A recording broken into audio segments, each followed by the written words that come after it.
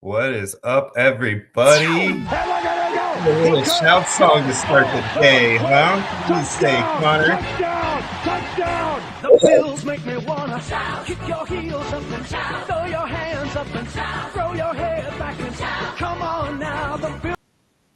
You love it. I won't make you listen to the whole thing. Just had to They get a caught it little off bit of guard. that. Start off the day with a little bit of love for my hometown Bill team. Even though I'm from Vegas, I still call them my hometown team because I love Buffalo so much. But what's up, everybody? Welcome to the Chopping Block Podcast. Me, Sean, your host, here with my co-host, Connor, with a mustache, looking like he's ready to film a different type of movie. Whoa. How you doing, buddy?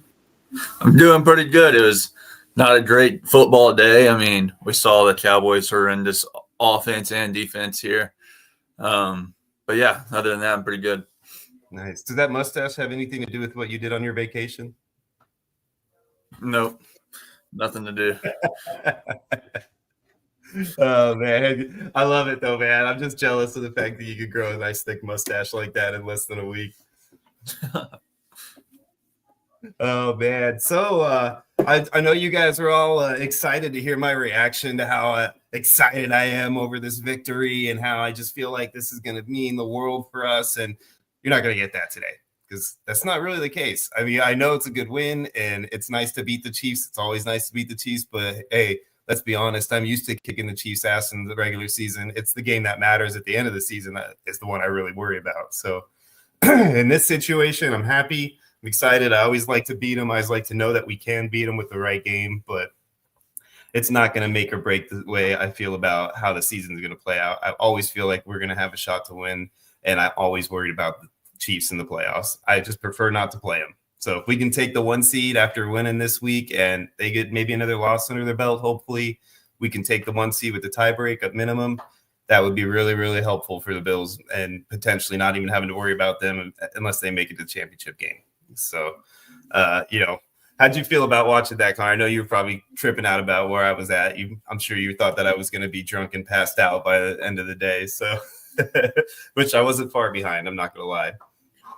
Yeah, I mean, it was a pretty good game. I thought, obviously the Chiefs' offense is still not, high in their, their groove that they usually get in like the last, couple weeks of the season, playoffs wise. So I think it'll be a little bit, closer game. I think it was a 9-point game anyway. So it's still a pretty close game, but I think the Chiefs' offense probably around playoff time will be in high gear. It'll be a little bit better game that way, offensive wise. Do you think that the Noah Gray having the game that he had is going to make an impact on fantasy and his, potential, viability for the rest of the season? Or do you think that was just the one because we were covering Kelsey? Yeah, it was. I mean, y'all were what? Y'all had some double teams. It was, man, y'all were, spying at Kelsey a lot. Y'all left Xavier Worthy open a few times and Hopkins had a few good catches, but y'all are mainly focused on Kelsey on the receiver sides. I don't think most teams right now are going to be focused like they're going to leave Noah Gray that open. I think he was like wide open on one of the touchdowns he had. So, yeah, no, I'm with you on that one, man. I definitely, I feel like if you watched any of the games that we've lost to the Chiefs as a Bills fan, like how much Kelsey has destroyed us and in crucial moments. So every single time I felt like the main thing in our opinion was to keep Mahomes bottled up. Don't let him get one of those ridiculous, runs or run around forever types of plays and just, make that last minute long throw and then keep Kelsey from being the one that he throws it to. Yeah, so those two things, I think, along with the fact that we didn't have to blitz to be able to get, good pressure on him, helped a lot. Yeah, Pacheco will be back here, next week or so, maybe a week after that. So I think next week. He's supposed to come back next week, which is something else that I was going to ask you about. So I'm glad you segued right into it for me, brother. Perfect. Yeah, see, that's why we're a good team here. But yeah, so Pacheco is supposed to come back next week. So what do you think his workload is going to be? Just I haven't said anything yet, so I'm sure they might give us a clue by coming out and saying he's on a pitch count or something like that. But do you think he's coming back first game? He's going to be viable to start in fantasy? I think you have to if you held him this long, like on your IR spot.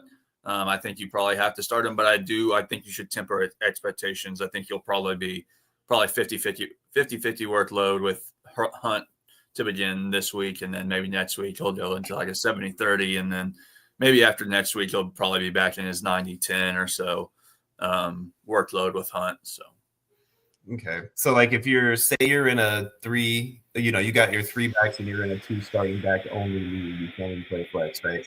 Your 3 backs are James Conner, Isaiah Pacheco, and Chase Brown.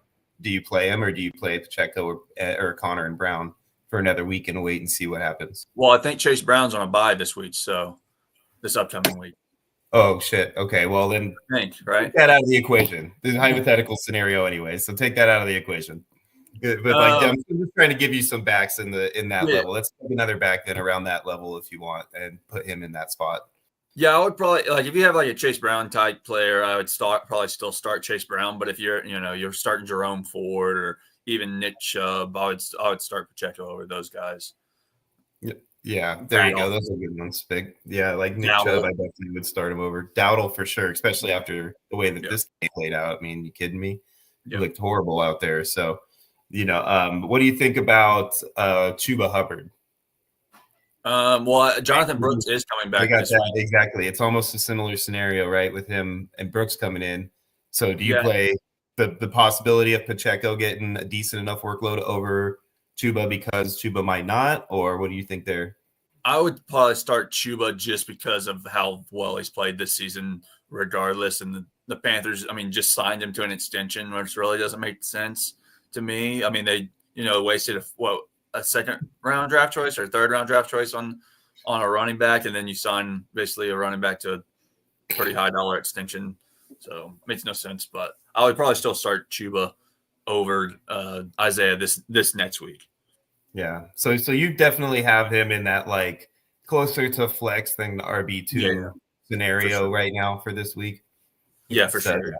So that just makes this sense. week though, I think moving forward he'll be, locked into RB, low RB1, high RB. And it doesn't change your opinion that they're playing Carolina. I mean, it does a little bit, but like I said, I think he'll be, on a pitch count more so, and I don't think they're going to be like if they blow Carolina out, they're not going to be running their injured running back. They're going to be running Kareem Hunt and CEH or whoever, Perrine and stuff. I don't think they'll be workloading Isaiah back there on a blowout after he just got back from injury. Yeah, no, I feel you. I mean, and it's definitely going to be interesting to see how it plays out. And if you're in that position where you've been waiting to get him back in your lineup and you've been having to play like, a mid-level flex type running back in his spot until then, and you're still hanging in there. I mean, I feel like at this point, like you said in the beginning, you kind of have to go with him because the upside is still there with Carolina, even if he's on a pitch count. What if his pitch count is a couple of touchdowns and 60 yards? That's a valuable start. So, you got to take that opportunity just based on the matchup alone and the fact that I think they're going to come out pissed off and want to make sure that they can kind of prove their dominance a little bit across the league after getting smacked up a little bit like they did in Buffalo.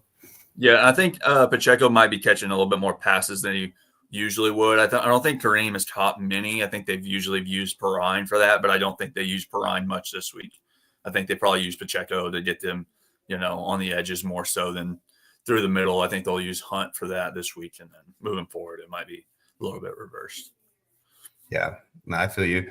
And we got our good buddy Scott here in the comments, just throwing out a nice little in the bed Falcons. Oh man, we won't read the rest of the comment because we don't want to offend anybody here, but.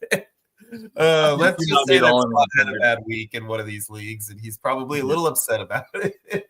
Yeah, for sure. Yeah, he was right on my tail, basically. I got off to a bad start. I had, I think, Terry McLaurin, and I had Devontae Smith start out the week, and then didn't really have much help after that. I had a couple of guys that I had, like Puka, but he was right on my tail. I needed a big game from Stroud to catch up, and that didn't happen, so. Yeah, man, that's exactly it. Like Scott was sitting there praying that Stroud would make it worthwhile. And it's the worst part about a scenario like that too is when you're looking at your bench and you have a quarterback, or not one but two quarterbacks that scored over double Stroud's points in the end. So it's at least, I think if he played Matthew, I think he probably would have ended up pulling out ahead of you, if I'm not mistaken. I can go double check real quick on that.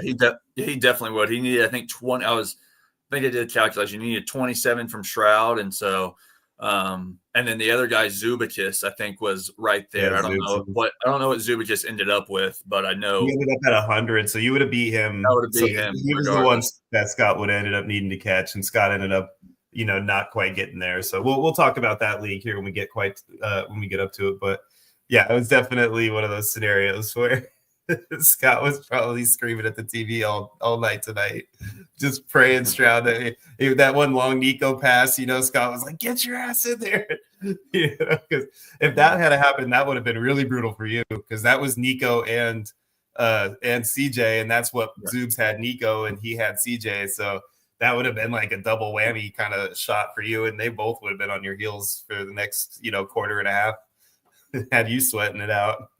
Yeah, for sure. I think this is the lead I was sweating it out in last week too. So I'm not sure off the top of my head if it is, but I think it is. But like I said, this will be the first league that you finally get eliminated from. I know I told you not to spend too much time bragging about it so we could get out of here in an hour, but this is the one league that Connor so far has been like on the chopping block a couple of weeks now. The other two, it seems like he pulls ahead and Thursday and then doesn't have to do anything but just sit back and watch on Sunday. Yeah, like you said, I'm in all three still, but the one lead I was bragging about last week, I had another great weekend, so didn't worry about that. We can't not say hi to our boy Cheeky. What's up, Cheeky? I know you commented before, Scott, but we just had to laugh about Scott's comment and get that in here because I was literally watching that go down right before we got on the air here, so it was funny for him to jump in. I was curious what his thoughts were. Oh, man. And Scott, I know you're listening, brother, but if you're up for it and you feel like it, you know how to get in on this, just feel free to jump in at any time, bro, and we could talk about, the misery that you're going through right now firsthand. Probably in too much pain. Yeah, right. Either that or he's in the Ken position right now, laying in bed and doesn't want to put the laptop on his belly. Shout out to Ken, by the way, sitting upright in our last episode. Appreciate you, brother. All right, so we'll go ahead and we'll save all the rest of the football news that going on for Tuesday's pod. We'll kind of jump right in here so that we can get this pod moving here a little bit today. So let's go pull up our first league. We're gonna start with the Braveheart League. This is our $50 league. So this is the higher cost one. If you guys remember from last week, this is the one that we lost our extreme experience team. The guy who made most waves throughout his short time in this league that, even though he wasn't there for a whole long period of time and all the way through the playoffs, he definitely made his mark and will be remembered. So shout out to you, Extreme Experience, for being such a fun player to have in the league. But so yes, as far as that. Right, so we'll do a quick scroll through here and just pinpoint which team it is that we lost before we go touch base on who got picked up last week. So it looks like it's Team Isaiah here, and I believe, if I'm not mistaken, this is our first elimination of the season of somebody who scored over 100 points and still got eliminated. So you don't, Isaiah, I know it's horrible that you got eliminated, but you can take solace in the fact that I know you are not the turd team of the week. So you do not have to worry about spraying the Lysol. I have a feeling that we know who that's going to be, but we'll figure that out here in a few minutes. It's not you, so take a little solace in that. So we're getting down here, guys, to the nitty gritty. I think we only have, I believe, 8 teams left in these leagues at this point. So, you're looking at, minus the team now, Isaiah, you're going to have 7 teams moving forward. And everybody's kind of up now into that, like, mid, I'd say 150 to 130 to 150 is like really where you're going to need to be to feel comfortable with the lead you have. So, you got to look at the fact that these teams are going to be coming back strong with some money, with some more guys picking up off of Isaiah's squad. So, you got to be kind of ready to start making some moves here. If you looked at this is one here, Connor, where it looks like you were pretty close to that. Yeah, this was actually the lead I had Devontae Smith and Terry McLaurin in, but I had one late touchdown from Lamar to Zay Flowers that scored me like 13 points in one play because I started them both. And so that put me over the top with that touchdown. But I was squeaking out this one too until that late touchdown by them. Man, so you were close to having a pretty rough week, going from 3-3 to like 1-3, just like that, man. That's crazy. That's definitely that definitely puckers your butthole a little bit. Yeah, for sure. All right, so we're looking Cheeky over here with a 165, brother. Way to go this week, man. You were definitely in the clear on that week, man. And looks like Team Cash was right on your heels at 154.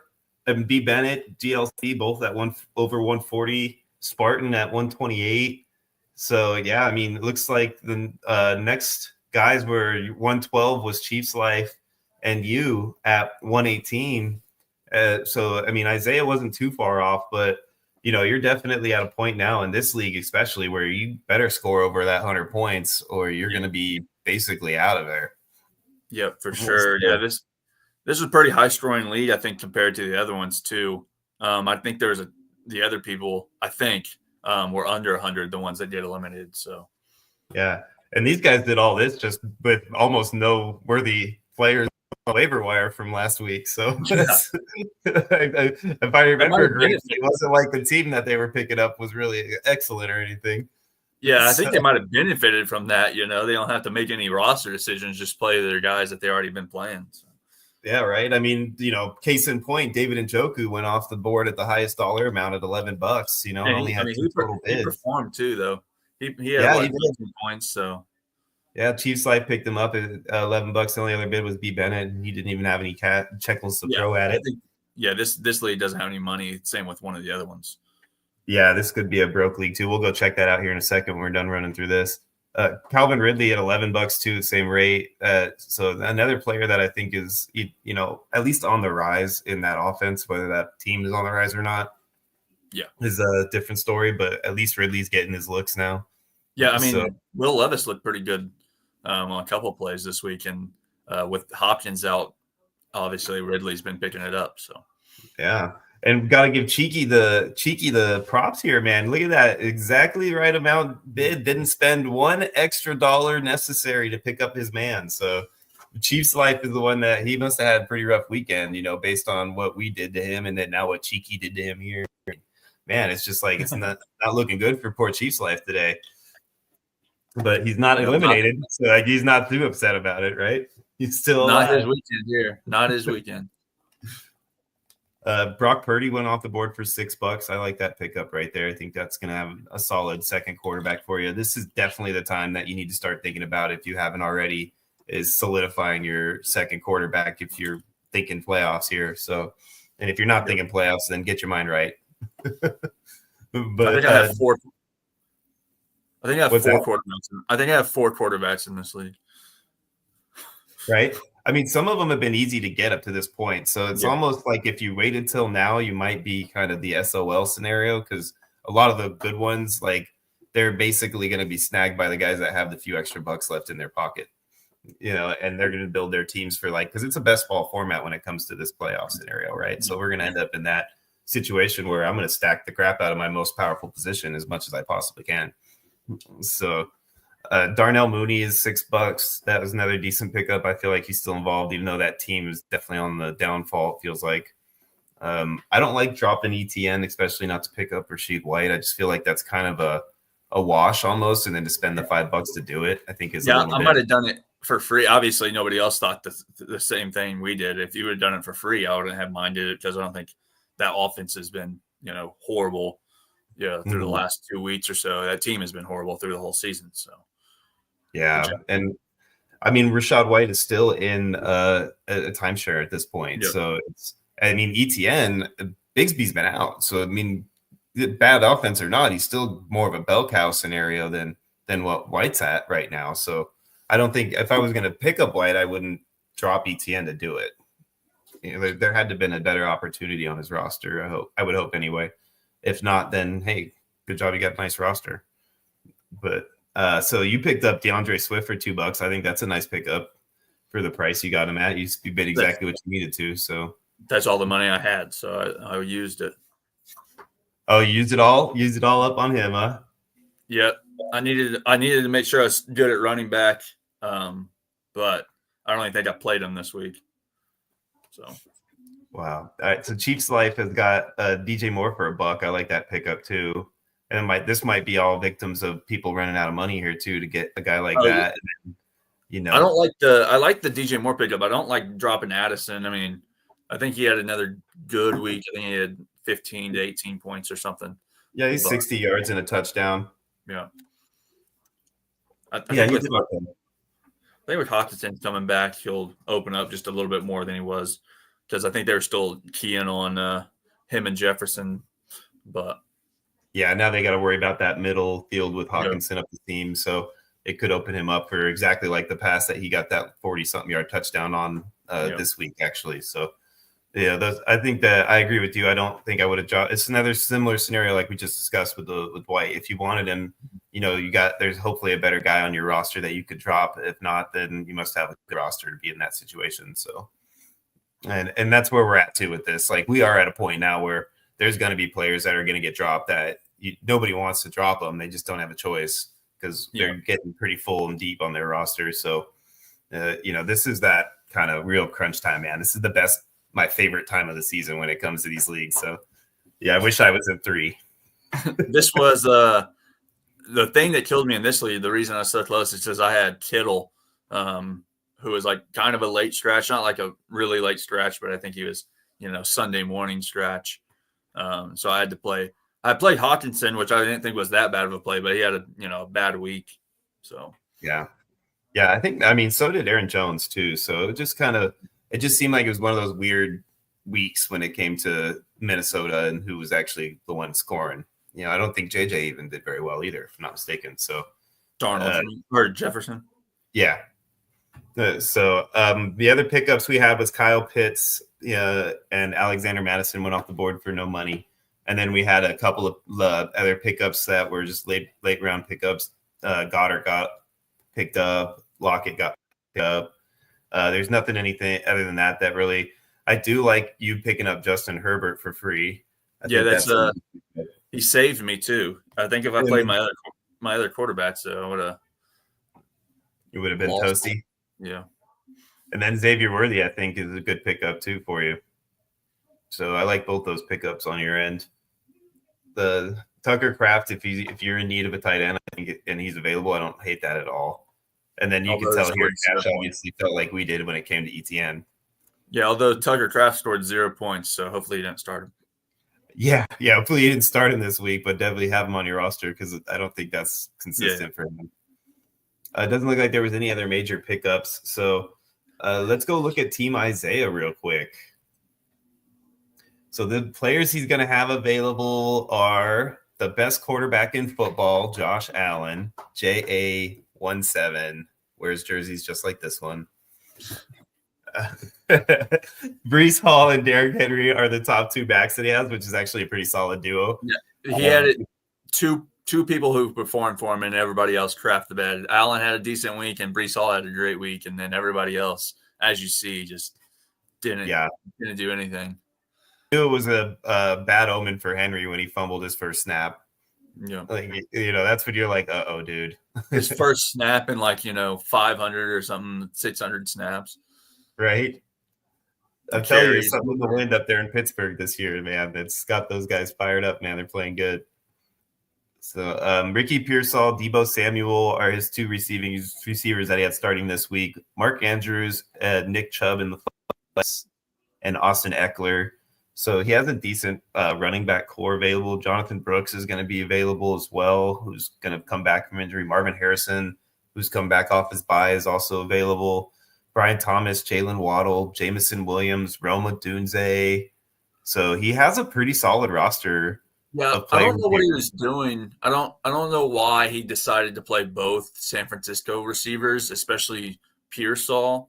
I understand playing Deebo. I would have played both Williams for sure. Williams. I would have played almost any of the other receivers he got on his bench other than Pearsall. He had Brian Thomas, Waddle, and Jameson Williams, and even a Dunze.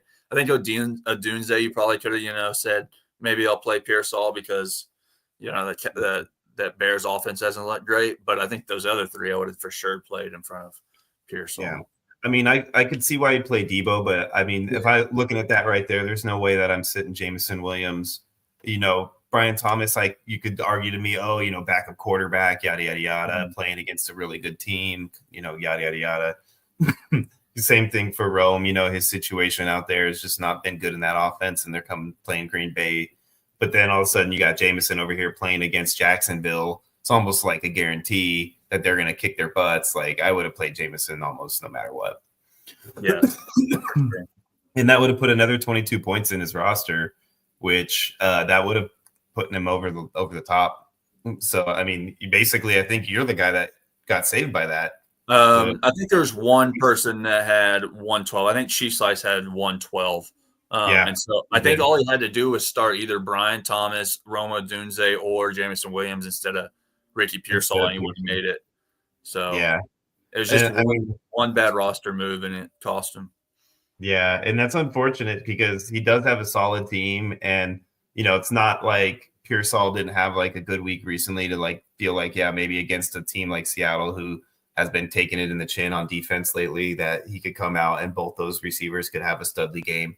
I can't argue with his thought process if that's what he was thinking, but I don't get the thought process of starting them both. I don't understand why he started them both in a guillotine league. Yeah, that's the only thing I don't. That's what's confused. I think if he bets on Pearsall or bets on Debo and then starts one of his other guys that are on there, it makes sense. But starting them both is a little weird. Yeah, no, I definitely understand what you're saying, and it's unfortunate, man, because he might have just outthought himself, kind of in a way. Just didn't really kind of look at it like that, and thought, I'm going to make one of those kind of savvy moves right now and play something that nobody expects that's really going to work out well for me, and it just was the opposite. Yeah, so it sucks, man. Unfortunately, you gotta take the bullet for that one, but we live and we learn, right? There's always next season, so we'll have plenty more of these opportunities for you, Isaiah, and we do appreciate you playing with us, man. Yeah, for sure. It's fun. He built a great team. I'm surprised that Breece Hall, Derrick Henry, Josh Allen. I mean, those guys are studs there. So I don't know. I don't think, like I said, maybe we should go through the money that's left in this league, but I don't think there's very much. So these guys could be going for $5. So there's a couple that have a good amount though. So Chiefs Life still has $47 in this league. Wow. Zubza still has 30. He's sitting up there pretty solid. Let me see who else is still alive here. Let's look at Cheeky. Where's Cheeky? Yeah, Cheeky still got $20 too, so he's sitting there with a decent amount of money. Zubicus is eliminated. Is he? Oh, I'm sorry. I was looking at the wrong. My bad. I'm sorry. Sorry, Zubes. He's probably like, dude, come on, man. Kick him while he's down. Right? But so Chiefs Life we know is not because we just talked about him. But GLC still has a few bucks left. He's got $16 left. We talked about Cheeky at 20. Is Spartan still alive here? Let me double check him. I think so. Yeah, so he's got $29 left. Yeah, I guess there's quite a few bucks left. It's more than that one league. I think there's almost nobody with any money left. So yeah, but with all those players that are coming off the board off Isaiah's team this week, I wouldn't be surprised if there's not a good amount of money spent. At least there should be. If you guys are sitting on some money right now, especially if you got a decent amount, like say you Chiefs Life, for example, like you got your $47 here, I would definitely utilize at least a good chunk of that right now this week and snag some solid players. Knowing that you were second from the chopping block this week too, I would kind of utilize that as another little kick in the butt to make sure you do something this week. And you have a good roster available to you too. So I think he can basically get with $47. He basically can get like two of the players he wants for sure. Because I think that there's one guy with 29. He would basically only be able to get one of the players he definitely wants if he bids $30 for sure. Say he wants Breece Hall or Derrick Henry or so. I think Breece Hall's on a buy, so I doubt it's going to be him. That's the top dog. But I mean Derrick Henry, you're gonna have to go after if that's the case. I think or if you really want to get that top quarterback under your belt, depending on where he's at with quarterback, we can go check real quick and see what his team is on his quarterback spot. If he doesn't have a solid starting quarterback, he's got Jalen Hurts, so it's tough to spend a lot of money on Josh having Hurts, and I would see if he has a backup quarterback on his roster already. So he doesn't have a backup quarterback either, though. So I wouldn't say go bit heavy on him. I'd still go heavy for like a Derrick Henry, but I would make an effort to get Josh on my roster too. Especially knowing quarterbacks are going to be slightly overlooked as far as the people that might have the money to do it. So, kind of look at it that way. Just a little food for thought for you. Anyways, you're still sitting really pretty right now with the most money, and if you utilize it correctly, you should be able to move right off that bottom to second to bottom spot and be playing with the big boys for the rest of the time moving forward. So you have just a scenario here. You have 47. Say you're Chiefs Life. Do you spend $30 for sure to get Derrick Henry, or do you test the waters and spend 25 or 20? So because of the depth on that roster, let's pull up his roster one more time because I want to see his. He's got David Montgomery and Jonathan Taylor, and James Cook already. So I would say because of the depth of his roster, I would make a solid bid at him, but I wouldn't go with the full 30 to make sure I get him. Because if Homie wants to spend more, then spend his wad basically of almost all, if not all of his $29 to get Derrick Henry, then I'm gonna be okay with that because that just leaves me in a spot where I can snag one of the other players for a decent price, at least a couple of the other players for decent enough price, and still go into next week with a really big chunk of change over the top of everybody else. So, I might try to cover. I hate to just throw out exact amounts right now, but I'll do it because just since what we're talking scenario wise is I would probably bid $20. So that way, I would cover myself with Cheeky, but I would make him have to bid over 20 to take him from me. Yeah, I don't know if I would risk it with him being, the second closest, and RB2 sitting there. I think with 47, if I had, only $10 back, he would have still $17 back if he bids 30. I think I personally would do the 30 just to guarantee I get Derrick Henry. But I see what you're saying. If he bids over, he's wasting his money a little bit. But I think with Chiefs Life scenario here, getting RB2 is going to be nice. I would personally do it. I would personally bid 30. I wouldn't hate either strategy. I don't think that either strategy is a right or wrong approach, really. For me, the reason I don't want to bid 30 is because if I get him at 30, when I get him at 30, basically, that's going to leave me with 17. Right. Yeah. And then I basically am deciding I'm only getting Derrick out for this roster. I'm not getting anybody else. And everybody else who doesn't spend any money, I'm already now down to third or fourth on the list with money. And say Cheeky doesn't spend his money and he's sitting ahead of me at next week. And, he doesn't spend most of his 29 because I took Derrick instead of him. So, now he's sitting ahead of me and I'm in third on money and I only got one player off of that really nice roster. I think I'd have a little bit of a harder time with that. Yeah, if he spends 30, he'll be in third in money if they don't spend any money. Spartan has 29 and Cheeky has 20.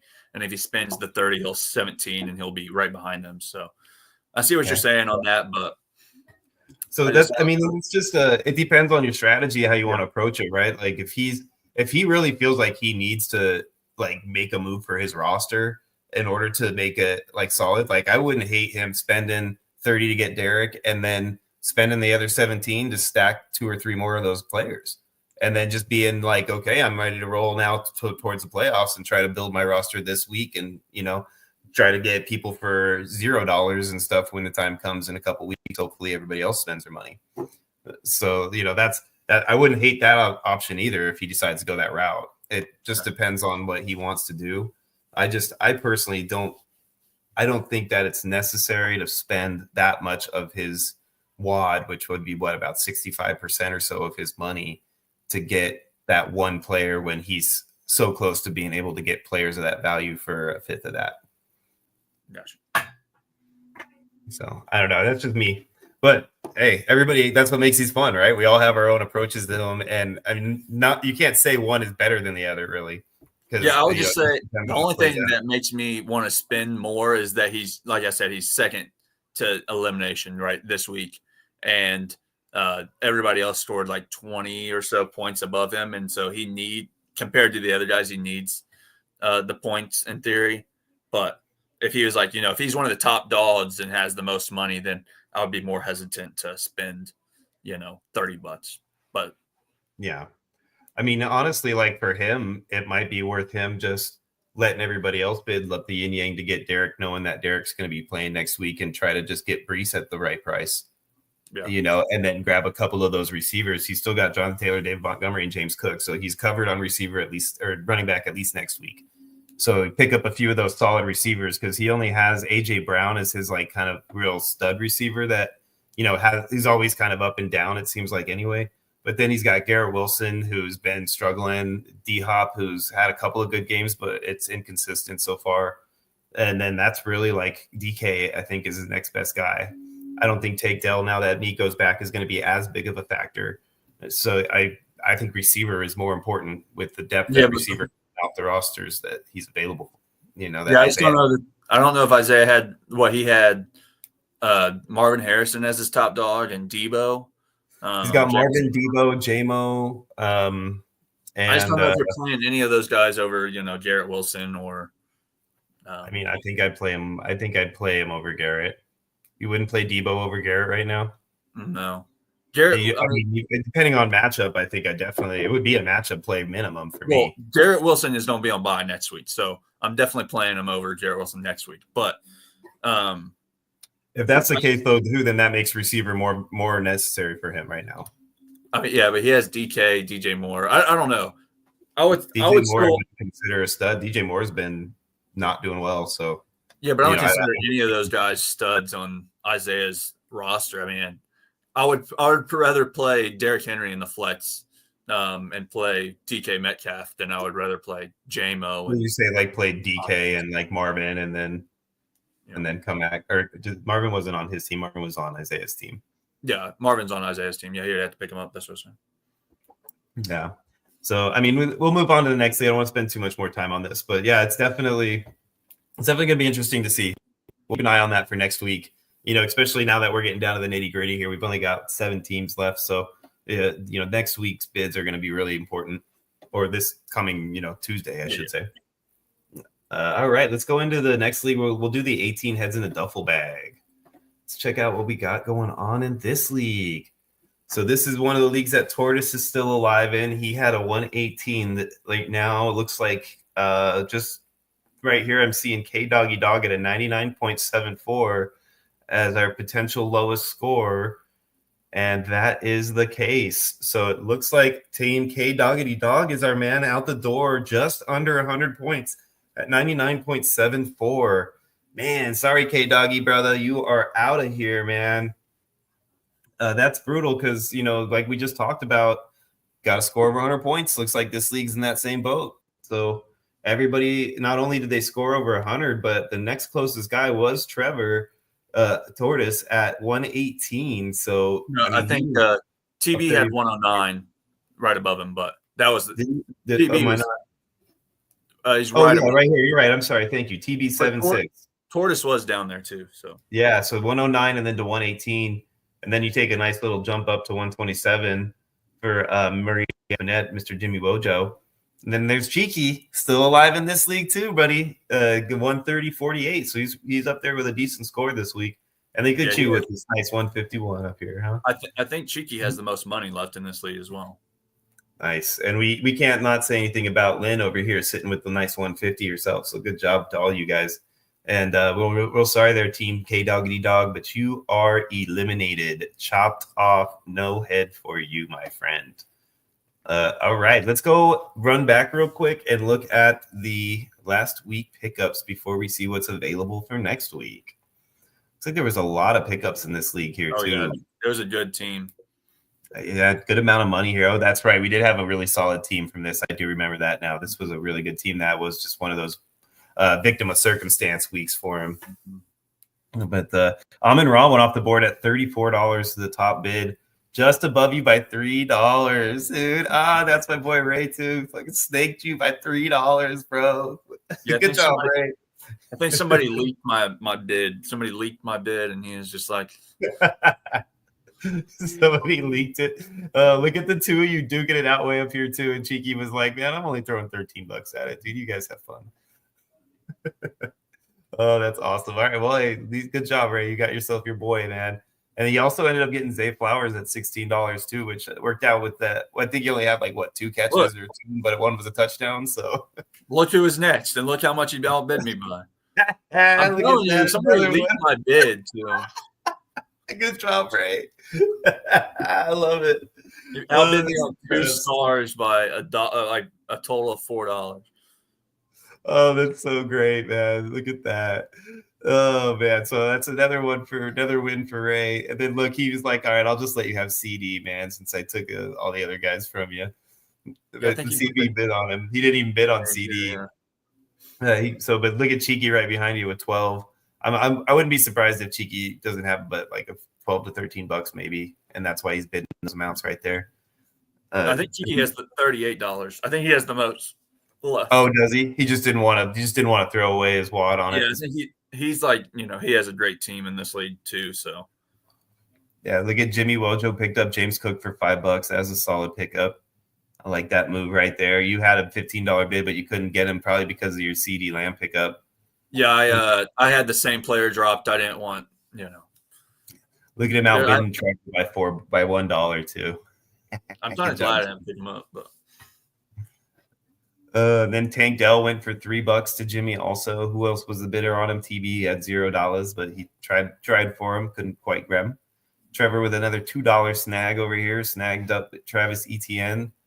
I mean, at this point, I think, like I said, getting them for $2. If Tank Dell stays out, then I think that's a solid pickup, man. Ramondre for $2. I think that's definitely a solid pickup. They're looking like they're competitive, at least to an extent that he's getting the opportunity. So I think that's a good move. Looking, 2 of you guys were trying to get him, but you couldn't. So Lynn was able to sneak away in there and just snag him up. And then also same thing for Tony Pollard. I bet you guys were in on that one too, weren't you? Jimmy was. So yeah, it looks like a lot of these guys got picked up. I like Baker for $1. I think that's a good solid pickup right there. At this point, I like Jonathan Brooks in the beginning of the season, but I think at this point, especially with the way rosters in this leagues are, he's not even rosterable in these guillotine leagues until you see something out of him. It's just not worth it. Somebody picked him up pretty early in a couple of these guillotine leagues. Do you remember who that was? Yeah, we can talk about that later. Hey, I liked him. All right, I'm going to eat a little bit of crow for that one too. I'm going to have a lot of crow to eat at the end of the season. I don't need you to continue to pile more on. I appreciate that. Yeah, I don't think anybody expected him to be out till now. I know that he'd be out the first 4 weeks, but I didn't think he'll be out till week 12. It's a little later than I thought. Yeah, me neither. So I mean, that definitely tells us that there was more to the story when it came to his recovery than we were given, privy to prior to the season. Yeah, I think they were happy with Hubbard as well too, so they weren't trying to rush him back. Yeah, I think that's true. If Hubbard hadn't came on like he did, I don't think that he would have waited this long to see what he's got. There's the drop man of the week. I think cost him the week, made him get eliminated next. Yeah, the drop in Matthew Stafford for Austin Eckler. Yep, that definitely hurt. Stafford came out like a stud. Yeah, it's not like the Eckler pickup was too bad because I think he had like 18 points, but the Stafford drop is brutal. Yeah, that one's gonna hurt, man, because you just it's tough, man, when it comes to the quarterback position right now. Like Scott played Stroud over Stafford, and it cost him 2. I mean, that's literally 2 teams that are eliminated because of Matthew Stafford this week, and that's it. Like literally, that's the one piece that both those 2 teams could have changed that would have sealed the fate for some other team and not them.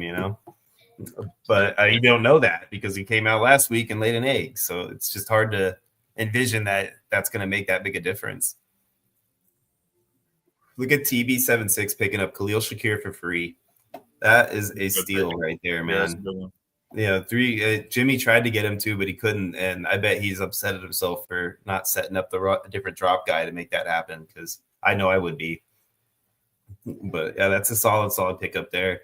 Evan Ingram went off the board for free too. I think that's good pickup too, especially since you dropped in Jordan Mason. Like that's an easy pickup right there, in my opinion.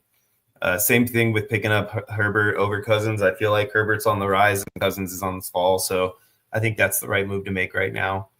The other move though that I definitely would have made over any of those moves was getting Patrick Mahomes off the bench and just getting him on my bench. There's no way I would have let him sit out on the waiver wire, especially not to pick up a guy like, say, Justin Herbert over him. As much as I know Patrick's been struggling, I just can't see picking up Herbert over him as my second quarterback. I'd still take Patrick. But Jameson Williams for free, I like that pickup a lot. That was a good move for you. The Rico Dowdle move did not work out in his favor, unfortunately. And that looks like that's the only pickups for this week. So there really wasn't a whole lot of other action on it. Let's look and see what K-Doggy's going to be giving up, and then we'll see what the money's looking like in this league. So it looks like K-Doggy Dog is throwing away Jordan Love, Brian Robinson, Chase Brown, Garrett Wilson, A.J. Brown, Evan Ingram, Terry McLaurin, and George Pickens was his starting roster. And then on the bench, he's got Tyrone Tracy, James Conner, Austin Eckler, Rico Dowdle, Wan'Dale Robinson, Dalton Kincaid, and Cade Otton. So that's a pretty deep roster, dude. I mean, who stands out to you in that as far as like top guy for sure? I would say probably Garrett Wilson or AJ Brown. I think I like both of those guys. His running backs aren't studs. I mean, he has a couple of serviceable players, Brian Robinson and Chase Brown. James Conner has looked great. So one of those guys at running back. But I would personally, I think AJ Brown or Garrett Wilson is going to go for him. I would say probably AJ Brown because Wilson's on a bye. Okay, so I mean, I have a hard time not thinking that Chase Brown is still a very, very viable player. He's on bye too, though. Yeah, I mean, that definitely makes a difference. It definitely makes a difference. So maybe I just have to go with AJ Brown for that scenario, but I still think I would pick up Chase Brown if I could, and make sure I got him on my team because I think he's going to be a top, RB, a top 12 RB for the rest of the season. Yeah, the only problem is they play Pittsburgh the week after the bye too, and they've had a pretty good defense there. Yeah, they have. So a bye week and then playing, probably one of the best run defenses in the league so far this season, I would be a little hesitant. But like you said, I would want him on my roster for sure the way he's been playing because he's not just he can catch passes too. I mean, he's had like 5 to 7 targets the last 3 weeks. So. And who's this one for you? Like, who's the sleeper guy that you would like? Somebody like, so for me, I'm looking at Terry McLaurin, right? Because he had a down week, but he's been on the rise, up until that point. And you could probably get him for a good price right now because he's going to get overlooked. So I think that's the guy that I would kind of target as my sleeper pick. I think my sleeper pick, I know I'm in this league and I probably shouldn't say, but I think James Conner is probably the sleeper pick because of coming off a bye, kind of like what you said, coming off a bye, and he's not a huge name. Like people aren't like craving over James Conner. He's never a great redraft pick. He's not high up there where he should be, or even dynasty player, but he's always serviceable. So. Yeah, I mean he's been a solid RB2 all season, so you can't hate on him right now at all. So. I definitely don't hate that thought process. Also, I do think because of the way the game ended up for them the week prior, Trey Benson ate into his carries a lot. And I don't think that's a consistent thing. I think that was a game script scenario because they were ahead early in that game and were just basically trying to keep James healthy and save him for their playoff run. So I really don't think that that's a sign of things to come as far as a timeshare for him. I think that was literally a sign more for the other way in the thought process of like they want to make sure this guy is healthy to be their guy. Yeah. So, I definitely think James Conner is somebody you could get for a good price also. The fact that he has both Eckler and Brian Robinson, I think one of those two will end up being a decent price for that reason that they're both available. So, whichever one of those you could get for the right price, I think is going to be a good pickup. And I also think Tyrone Tracy, now that they're going to have a quarterback that isn't quite as bad as Danny Dimes, maybe who can play. I don't know about that, but I mean, it's not hard to be as bad as free. So if you can, take him. The thing I would say I'm pretty worrisome, not really worrisome, but how much, is Eckler's target share going to be moving forward? Because he all of his work came via the pass game this week, and I don't know how much that will be the same every game. I think he had 10 targets or something like that. I just don't know if he can produce the same way he did every single week. So I would much rather have Brian Robinson personally over Tracy. No, over Eckler. Sorry. Oh, yeah. No, I agree with you on that one. Yeah, I'd take Brian Robinson as my 1A over Eckler's 1B for sure. But I don't think it's a big enough gap to spend enough, right? I feel like Brian Robinson will go for more money to where I think Eckler will end up being a little better rate. And it might be worth it for that aspect of it. But Eckler is very close to hitting that kind of spot where the depth on these rosters is he's almost unrosterable because the depth is getting close. So, that's kind of, you got to be worrisome about spending money on guys like that too. Yeah. But so let's just real quick, let's kind of run through and I've got their dollar amounts pulled up here real quick. So K Doggy Dog didn't have any money, so that does not affect what's going to happen next week for you guys as far as how much is going to be out there. It looks like Tortoise is sitting at $7 right now. Lynn is sitting at $8 right now. So those are two people that are kind of right neck and neck. And then Ray 760 side is sitting right next to him with $9. So let's see here. Jimmy Wojo has 15. TB76 is sitting with 0 shekels. So he is out of the running as far as money is concerned. And Cheeky, where's Cheeky at? Cheeky is sitting way up there with $38 in shekels still. Good job, dude. I mean, he is one that can control his own destiny now.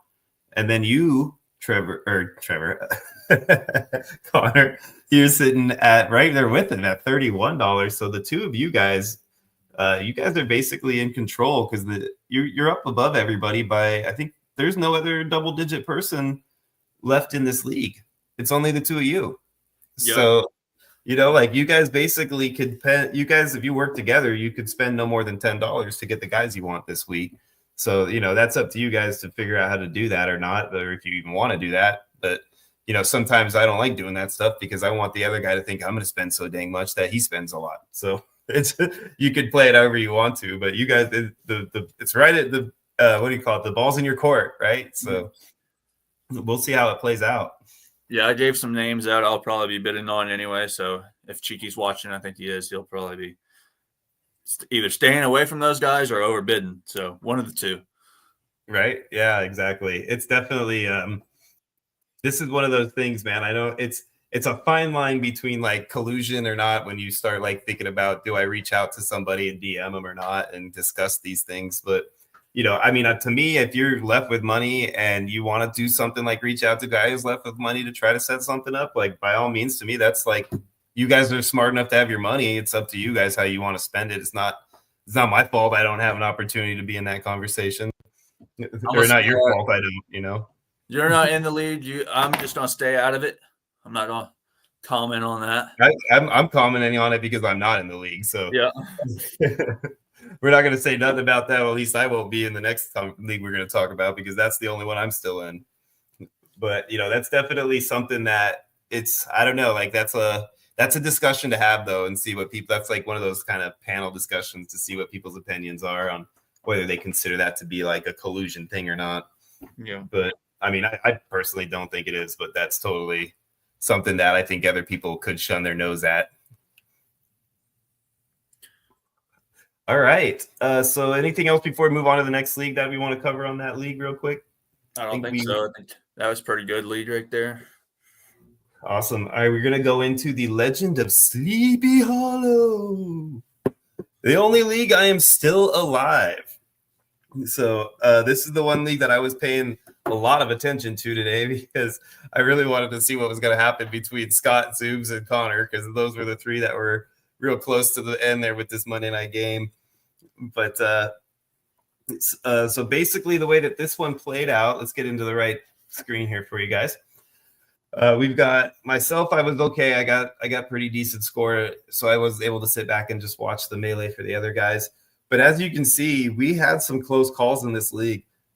We had Zoobs at 100, just barely over 100.3, and then right above him was Connor at 102.68, and then right above him was B Bennett at 109.96. So like all three of those guys had a little bit to worry about, with the exception of B Bennett, because he knew he was ahead of Connor going into Monday. But before the end of Sunday, they were all three a little bit. That J.K. Dobbins touchdown that he really didn't need, freaking one hit, pushed him over that. It was like 8.9 points, and he pushed him over me. So yeah, so that's where he was like, breathe his sigh of relief and just go ahead and watch everybody else stress it out. Yeah, that's when I was like, damn it, because if he didn't beat me, then I was fine, obviously. And then I was like, I don't even have to worry about the Monday night game. And then J.K. Dobbins scores on basically the last play. I'm like, I have to worry about C.J. Stroud. Yeah, for some reason, this league worked and the other leagues didn't, to try to set the matchups up. So it's actually matched up pretty well in this league. And I'm going to have to try to figure out what's going on to fix the other ones. But it's pain in the butt on Sleeper to do that stuff. So bear with me, guys. But yeah, so this one right here, we've got Scott, our boy Scott, our fearless leader on the podcast side, the host of our Ballsville pod, Ludes for Sale, out of here today as the eliminated team in Sleepy Hollow. But wait, there's more. Not only is Scott eliminated, he is eliminated as our turd team of the week. Imagine this is a spray because it stinks in here, thanks to Scott's squad. Sorry, Scott, you stunk up the room so bad that you became the turd team of the week. Man, I cannot believe it. If I knew this was going to happen, I would have mailed you the turd costume for tomorrow's pod, dude. We'll just have to try to come up with some sort of other way to show our appreciation for what you've done. Oh, man. So before we go looking at all the great players that the turd team of the week, a.k.a. Lutes for Sale, is going to give us, let's go ahead and look at what we got picked up from last week. And it looks like Ludes was an active player last week, so that seemed to not be very useful. And then in this league, if you guys remember in this league, there was a couple of people that had some money left, and then there was a few people that had pretty much nothing. And there was one guy, I believe it was B. Bennett, who had, I want to say it was $20-something, and I had 13. So he did exactly what Connor just talked about and bid exactly enough to make sure that he could outbid me to get the guy he really wanted on the team, which was A.J. Brown. And that was honestly the guy that I was targeting the most too, based on my roster. So, I didn't want to bid a lot on him. So I did exactly what I would hope, would work out for me, was where, hey, if I get him at $3, great, I'm happy with that amount to spend. But I was hoping that B. Bennett would feel obligated to outbid me to get him. And that's exactly how it played out. So B. Bennett spent $14 out of his, I believe he had 23, I think, or something like that, or 27, maybe somewhere in that range.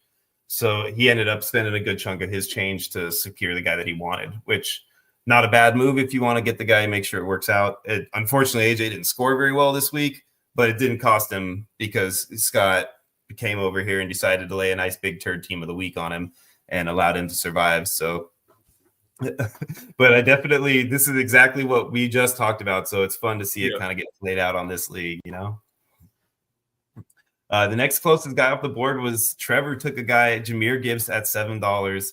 So that we just talked about last week too, who was going to be the higher price guy. And look at the difference in Jahmyr Gibbs going for 7 versus AJ Brown for 14. Yeah, he did the overbid on the wrong player. I think he obviously should have done it on Jahmyr Gibbs. Yeah, to make sure he secured Gibbs as opposed to AJ Brown. Yeah, Gibbs definitely was the better player to have this week, right? And like he outbid Zoobs and myself. We were the next two bids at $3, and I believe Zoobs might only have $3, but which is why I bid it.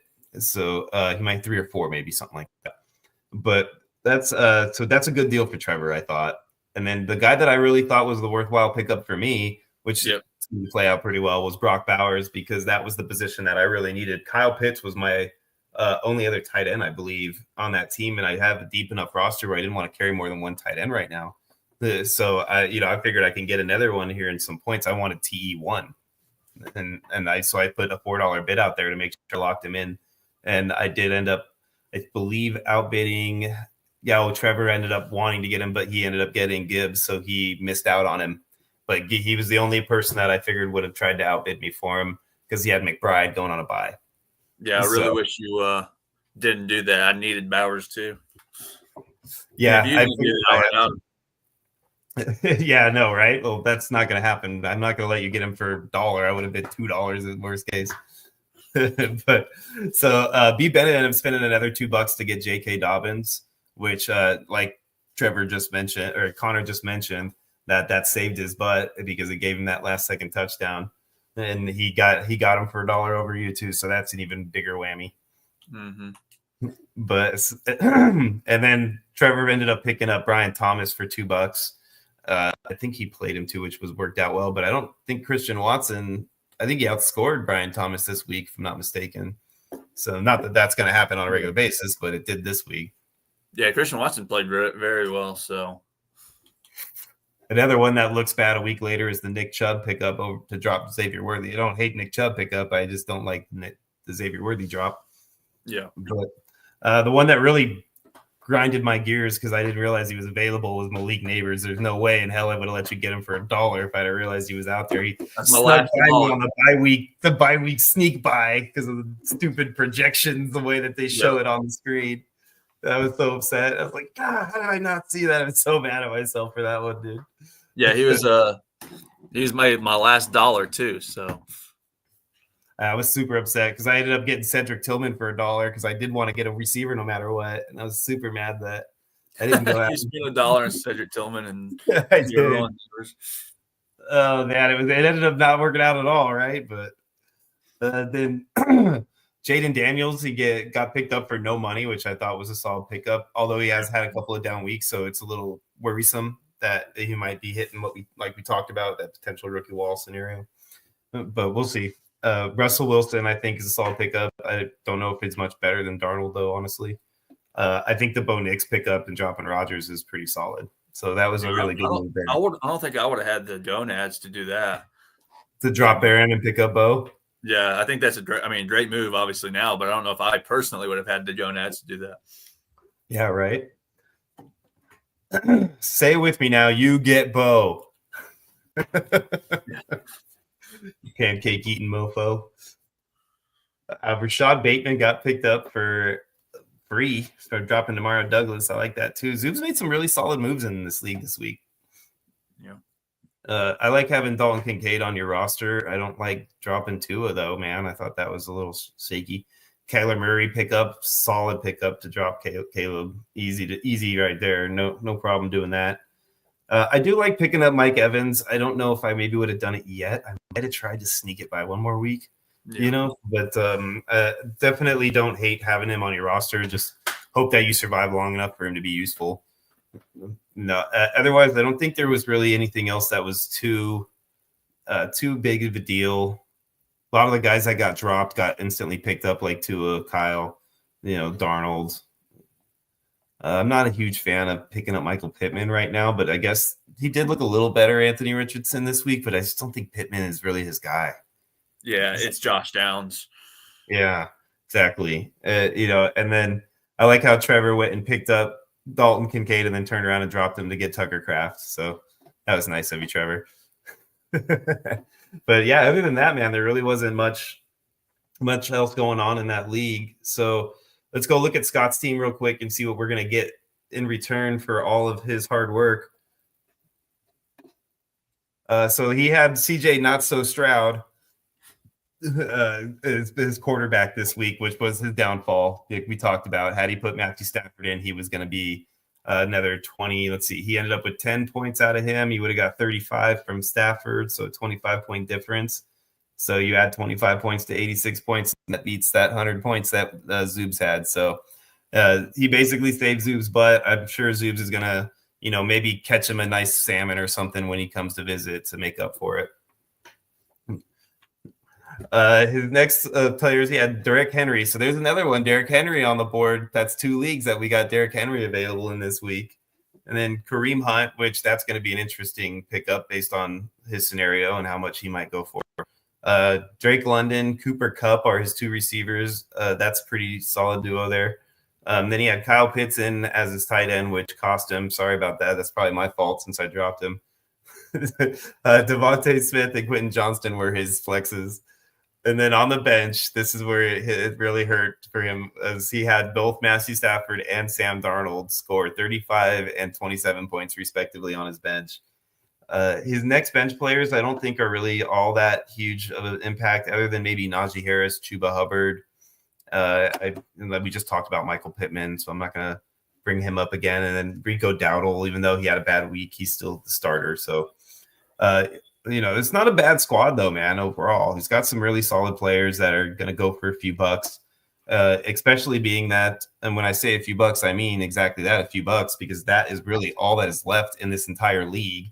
So it's really going to come down to what happens with these last couple of people and how they decide to spend their money. So give me just a second here. I'm going to pull that up. We'll talk about how much money is available real quick, because it's almost comical how we got to this point in this league that it was so under the radar. I think we just kept losing teams with a lot of shekels, and we were spending our money. We didn't feel like we were going crazy with spending our money, but it just kind of worked out the way that it ended up being like all of a sudden we just had very little left. It was pretty crazy. I don't know if you felt the same way, Connor, if it like kind of felt like it snuck up on you, but that all of a sudden like nobody in this league had money. Yeah, we were all just like broke all of a sudden. Yeah, I mean, it snuck up on me. I didn't even think I don't think I bought anybody above like $60 in any of these leagues. And I mean, running out of money. I mean, I must have bought a bunch of players. Like you said, it just caught up on me.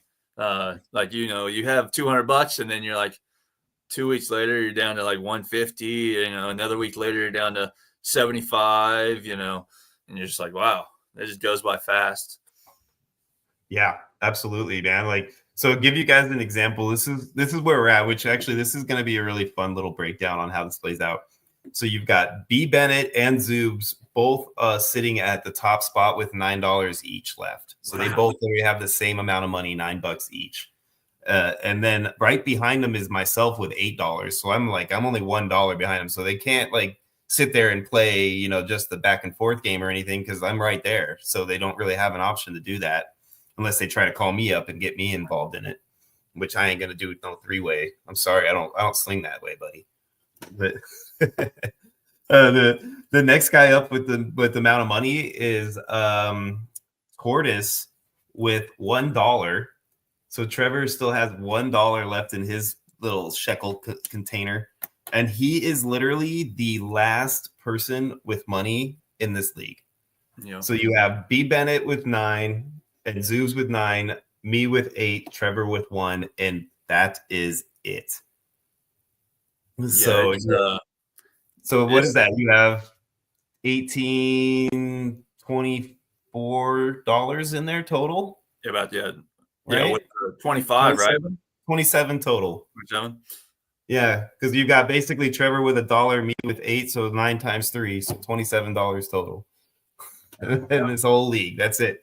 So that these guys are not going to go for a good amount of money. Nobody's going for double digits, guaranteed, because not a single person has it. Yeah, for sure.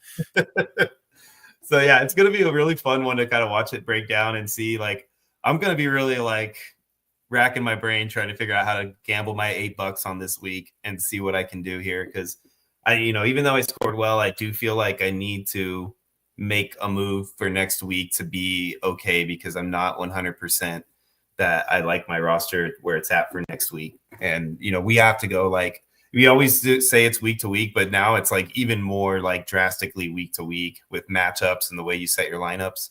Because like you see here, everybody's scoring up in the 130 range and stuff to be safe. So you got to be up there solid. This league is every single person except for our poor buddy there, Scott, ended up over 100 points. So it's definitely going to be one of those tight leagues going on. So, and now that there's no money, you guys with $0 are going to have a shot at players. Yeah, and I think there's some good teams on bye week this week too. So it's going to be Bengals. You got Jamar Chase, T. Higgins that's been carrying people, Joe Burrow. Yeah, You got Bills. Garrett Wilson, Josh Bills, Allen, James Cook, Khalil Garrett, Shakir been playing Garrett well. Wilson, Brees Hall. Those guys. Mhm. So there's some good players on the block that are going to get picked up and played because of how many good people are on bye. So Yeah, absolutely. Let me. I'm just gonna go ahead and get over into the triathlon league, but I want to refresh because I believe it probably updated on us. So I want to make sure I refresh my screen before I share that outcome. Because we are now at a point where we are eliminating 2 teams out of our triathlon league. So if you guys aren't familiar with the triathlon league, it is our new baby, our brainchild creation. Think of it as our 3, me, Alex, and Scott are the 3 men, and that's our baby. All right. And Connor can be the ghost behind the curtain in the one scene. Yeah, so, but right, we're in the process of building this out. This is our tester phase right now. We're testing every level of this with all of our game testers, and we're going to build this guy up for next year. But as of right now, we are eliminating based on ranking, and it does look like we updated. Correct? We are at 19-3, so that does look like it updated. So if we scroll down and look at our 2 bottom teams, we are looking at. Oh man, I snuck it out with just a few points. Woo, doggies! And I knocked out El Presidente, man. That is like dad on dad crime right there, bro. Like, yeah, that was a close one, dude. That was a close one. It was, dude. It was a really close one. He needed one. I think he needed Jenny to lose both games, and he would have made it, instead of him. But I think Jenny won both of her games, or his games, or whoever Jenny is, Jenny B, won both of theirs and moved up. And if they lost, she beat me. Oh, I'm sorry. I didn't realize I wasn't sharing it again. There we go. Yeah, she beat me. Oh, it's great.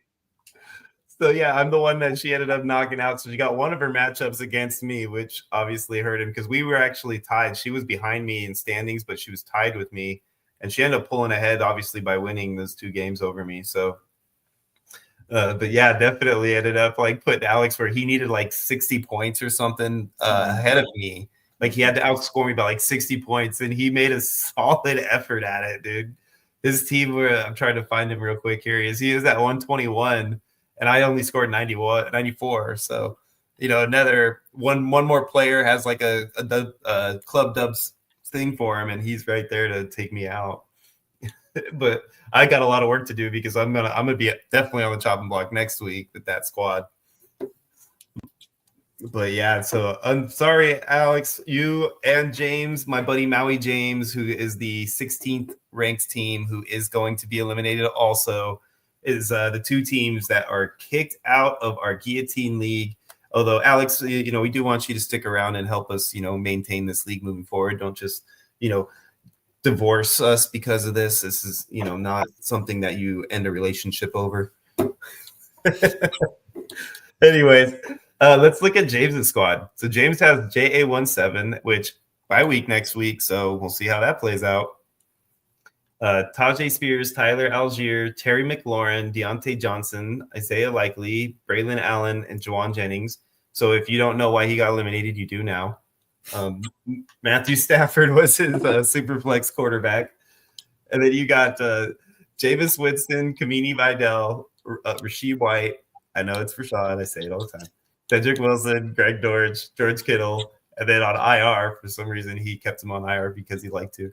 He's got Marshawn Lloyd and Luke Musgrave, which nobody's going to worry about that. Yeah. But so, I mean, he really doesn't have a whole lot of studs on this squad.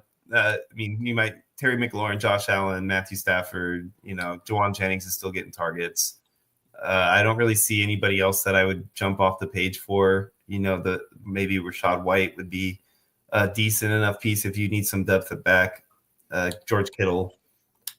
But really not anybody too major on this squad. So Somebody like myself, though, who is in desperate need of certain positions, would be happy with a little bit of help here, but I don't see a whole lot of money being spent on this roster. Well, it is super flex, so Josh Allen is probably going to be the high dog for sure. Oh yeah, I'm sure he'll go for some money. It's just the bye week thing might come into play to an extent for certain people, but it would be stupid not to try to get him. So yeah, and then let's check out what El Presidente is going to hand over to us today. So he's got CJ Stroud, Kareem Hunt, Josh Jacobs, Devontae Adams, Brian Thomas, Evan Ingram, Calvin Ridley, Josh Downs, and Caleb Williams. On his bench, he had Mason Rudolph, Gardner Minshew, Ray Davis, Christian Watson, Marvin Mims, and Bernard Strange. So I definitely no injury reserves. Okay. I would definitely say like right off the gate, I would say I think Josh Jacobs would be the guy that I would target off this roster. You know, that you still want to get your quarterback, so you're going to take a CJ Stroud, but I don't think I'd throw a ton of money to get him just because he's you don't know for sure he's even going to be worthy of starting at this point. It's been so bad. Mm-hmm. So I mean, 11 points, he's not even scoring more than most of your receivers or running backs that you would play in that spot. So it's hard sometimes with quarterbacks because you always want to play that quarterback as your super flex, but it's hard to play a Gardner Minshew, a CJ Stroud right now, you know, even a Caleb Williams right now in that spot when you're almost guaranteed to get more points out of your third receiver or your fourth receiver or running back, right? Like it's tough, man. But, you know, we do have 1, 2, 3 starting quarterbacks coming off this roster, and I believe he had 3 on the other roster. So we got 6 starting quarterbacks coming into the league this week. So it'll be hopeful. Yeah. Anybody else that stands out to you at all on this roster? No, I mean, Jacobs obviously, I think, is the guy besides the quarterbacks that makes a difference to me. Adams has had a couple of good weeks or decent weeks. Brian Thomas is just, you know, that offense. Josh Downs, I mean, maybe has looked good, but there's no, you know, on these, you know, 20-team leagues, these top, you know, there's not going to be many top dogs that have been performing every week because if they were, they would be on a different team. Yeah, so exactly. So yeah, this would definitely be a situation where like somebody who needs like maybe receiver, you got a decent roster here to look at. But every other position, you're gonna sell the farm to get maybe a Josh Jacobs because he's the only one really worth it. You know, going crazy for. Everybody else will just be like, you know, roster and maybe at the most. But even at running back, he's got no depth at running back on this roster. So your Josh Jacobs is really your only option if you're trying to get it back. You know, Kareem Hunt maybe, but I don't even think Kareem Hunt with Pacheco coming back is going to be a worthy, you know, RB1 or 2. So yeah, it's rough. It's a rough spot. That explains why he ended up getting eliminated at a rough time. I think next week, just looking ahead of just a little bit, we're down to 3 people that could be eliminated. Just next, like there's only 3 because you can only win 2 games at once, and so I think it's you, Soul, and Jenny are the only teams that, and you have to win both games and hope they at least lose one or both of them. So yeah, both of them have to lose both, and I have to win. Yeah. And then we can look at the next week's schedule real quick and see hopefully I play one of them, so I have the opportunity to, you know, at least try to do something for my fate, which I don't. I have no team, which we'll change up the matchups because I think Alex is going to he does the seeding matchup changes. And since I don't have a matchup right now, I'll fall into that category. It looks like he is going to be out here too. So she will also, so we might end up playing each other, me and Jenny, which would be useful. I don't think, looks like the dealer is back. Jay Morris are the other 2 that don't have a matchup set right now. So he's going to end Ludes. So it looks like we might have one guy who doesn't have a matchup, which somebody will get like a bye on their matchup, I guess, because we're we shouldn't fall into that. I'm missing a team somewhere. I'm missing teams, yeah. So I don't know. Yeah, I'm missing a team somewhere because that's why we did the 2 eliminations. is so that we don't end up in that position. But yeah, he'll get it set up. But it does look like, based on the fact that Jenny and myself are two teams that don't have a matchup already, then I would be surprised if we're not going to be matched up against each other. Yeah, which works out in your favor just a little bit, just so you know, if you beat them and they lose the median, you have to do both, and the other person has to do both, or you're eliminated. So you need everything to go your way this next week, or sayonara. Yeah, I need a lot to happen, or I'm out of here. And then it's only like if I do survive this week, it's next week I'm in the same boat again because I need to win. Like I have to win out basically on my matchups to stay ahead of the chopping block. Yeah. The 2 eliminations is killer, especially when you start out. I think what did you start out like 0-8 or something, or 0-6? Oh God, I was like in last place all throughout, and then I had a little baby run where I got literally all my wins in like a 3-week period. Yeah. And then that pulled me up into like the 14th spot. I've been floating up there, and now that's catching up to me because we're eliminating, I think, 16 or 15 and 14 this week. You're about 14. So yeah. Yep.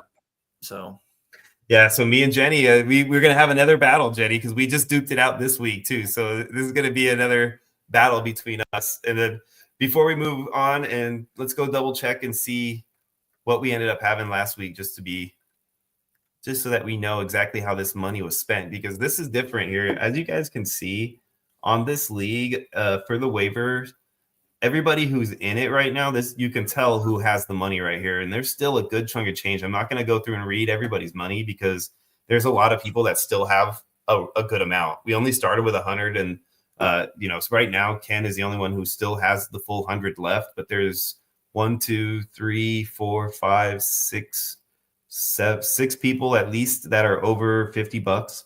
So, it looks like there's 2 people that have 100 left. Looks like Soul Stealer also does. So there's a lot of money out there. And there's going to be people that are going to be able to get the guys that they want, and people that, like myself, who are not. So it's going to be fun. Yeah, but you had to spend it because, like you said, you're floating down there. So yeah, I got I backed myself into a corner. So it's this is all for fun. This is a free thing that we're doing to learn how this league is going to work out and to adjust it for next season. So I don't like 100% hate that I'm going to get kicked out if it happens, but I did want to be like at least competing longer because I wanted to see how it works out. At least be involved. I'll still watch. It'll be fun. Jaden went for $41. There was 8 total bids on him. So it looks like, even with people out there with still $100, like they're not spending over $50 on a player right now. Next closest bid was down there at 13. So it was a decent gap there. Same thing with Puka, 41 for Puka, and then 27 was next closest bid. Jonathan Taylor went for 37. Next closest bid was 31. So looks like that $40 to $30 range for the top guys is kind of what was going on last week. Darnell Mooney went for $17. The 6 bids on him. Same with Mark Andrews, 6 bids. He went at $11. Malik Neighbors went for $11. 3 bids total on him. Mike Evans, $11. 2 bids total. Tua went for $9. That was a solid bid right there. I don't know why I didn't end up bidding more on him or on him at all. I don't know what I was doing. Stupid. Jacoby Myers went for $7. Jameson Williams went for 4. Kincaid went for 3. ETN went for 2. Rogers for 2. That's a terrible pickup after what happened, right? Xavier Worthy for free. That's a good pickup. John Mechie, man. Way to go for John Mechie, dude. Love seeing somebody come back from everything he's gone through and then make some solid impacts the last few weeks. Mike Williams picked up Justice Hill. I don't know what the point of that was for Scott. Maybe he just needed the running back help. Demario Douglas, Dawson Knox, Raheem Mostert, Romeo Dobbs, all guys that came off the board. So there was a lot of pickups. I like the Zach Ertz pickup there last minute. That was a nice pickup too. So good job, Jenny. That definitely going to be an interesting week. There's a lot of players available and there's a lot of money out there. So it's going to be a fun one to keep an eye on.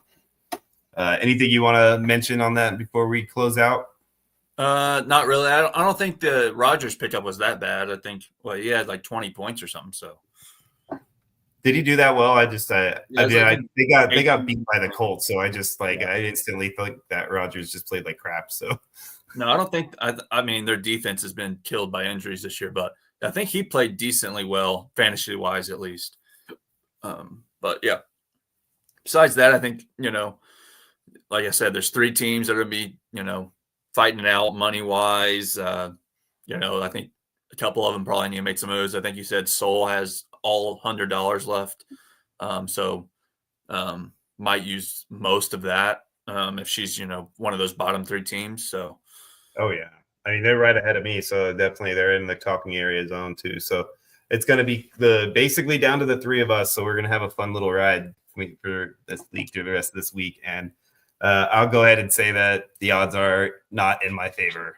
No, So not at I will all. probably be wearing the third team of the week costume next week just because it's fun, and if I get eliminated, I like to do it.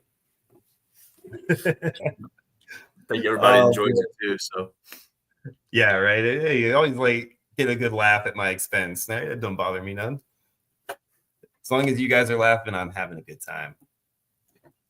Awesome. All right. So that is our chopping block pod for today. Thank you guys for joining us. We had a lot of good interaction today. We had a lot of people on today. So it seems like everybody's excited as we are that we're getting down to the nitty gritty on these leagues and getting to see how much these guys are going for, how much money people have left, and what's the strategies that people are going to take going into these real crucial weeks right now. Because, man, Connor will tell you he's in 3 right now, but he was super close to being knocked out of 2 and then being down to 1. So it could happen just like that. So. I could lose all 3 of them at once, and it won't even matter how long I stayed in, So yeah, exactly. Yeah, you never know, man. I mean, I got knocked out early in 1, and then the other one 3 or 4 weeks after that. So, and then I've been barely surviving through this last league.